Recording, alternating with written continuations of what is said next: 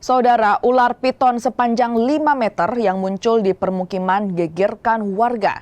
Dibantu warga, ular piton kemudian dievakuasi tim Damkar Kota Makassar. Kemunculan ular piton membuat warga di Jalan Galangan Kapal, Kelurahan Kaluku Bodoa, Kecamatan Talok, Kota Makassar, Sulawesi Selatan geger. Ular piton muncul dari saluran lalu masuk ke halaman rumah warga. Dibantu warga, ular berhasil ditangkap dan dievakuasi ke posko pengayoman Damkar Mat sebelum diserahkan ke BKSDA Sulawesi Selatan. Saat ditemukan, ular tidak leluasa bergerak karena diduga habis memangsa hewan ternak.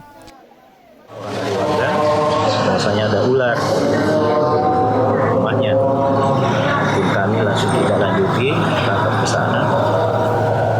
Sampai sana ya memang ularnya cukup besar. Jadi kebetulan tadi yang ke sana itu cuma ada beberapa orang, sampai minta bantuan dulu ke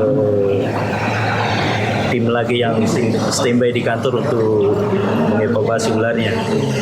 Memang cukup besar di rumah veteran lagi. Ini ularnya masuk ke pemukiman warga memang, Bos? Iya masuk di rumah. Sempat mangsa juga binatang peliharaan warga.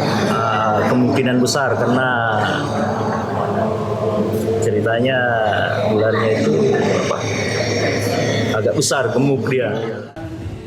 Dalam sepekan terakhir, petugas Damkar Mat Makassar telah mengevakuasi 2 ekor ular. Kemunculan ular seiring datangnya musim hujan. Arif Tirtana, Kompas TV, Makassar.